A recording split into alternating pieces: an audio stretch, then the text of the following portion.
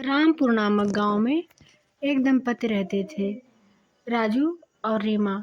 राजू और रीमा के पास तो भगवान का दिया हुआ सब कुछ था, लेकिन उनके पास एक औलाद ना होने के कारण बहुत दुखी रहते थे।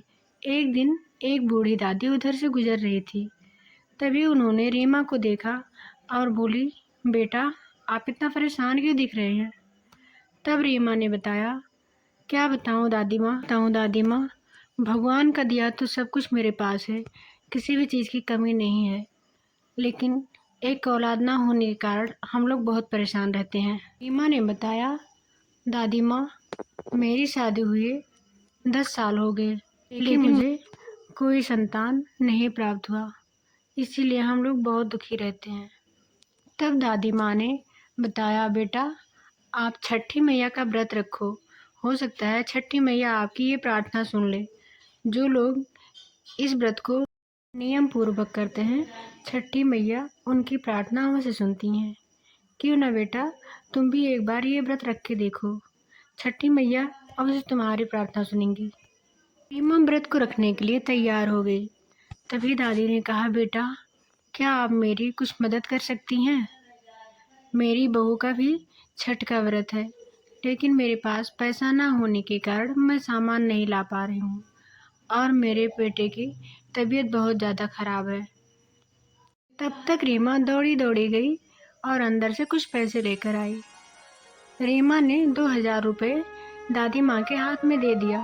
तभी दादी माँ बोली, नहीं बेटा, ये पैसे ज़्यादा हैं, मुझे बस केवल 500 रुपये की आवश्यकता है, आप ये सब पैसा रख लो।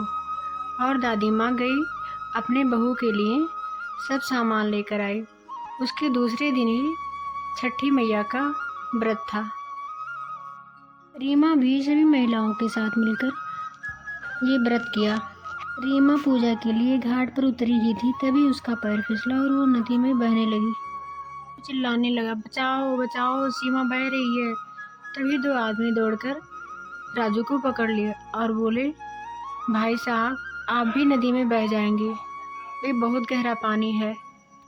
लेकिन राजू एकदम उदास होकर आकर बैठ गई। फिर तब तक सभी महिलाएं पूजा करके वापस लौटी और बोली, आप परेशान मत होइए, छठी मैया कभी किसी का नुकसान नहीं करती हैं, वो आपके साथ भी अच्छा ही करेंगी। तभी कुछ देर बाद महिला दौड़ते हुए आई और बोली, रीमा तो नदी के किनारे आराम से बैठी है। तभी सब एकदम अचंभित हो गए। वो लोग सोचने लगे कि रीमा तो नदी में डूब गई थी, लेकिन वो अचानक कैसे बाहर आ गई। तब रीमा सभी महिलाओं के साथ अपने पूजा का व्रत पूरा किया। कुछ दिन बीतने के बाद रीमा को एक पुत्र की प्राप्ति हुई और वो लोग बहुत खुश रहने लगे। फिर धीरे धीरे दिन बीतता गया और रीमा घर में एक नन्ही सी परी ने जन्म लिया। उनकी फैमिली पूरी हो गई थी। वो लोग बहुत खुश रहने लगे और वो लोग छठी मैया का हमेशा गुणगान करने लगे। वो अपने फैमिली के साथ बहुत खुश रहते थे।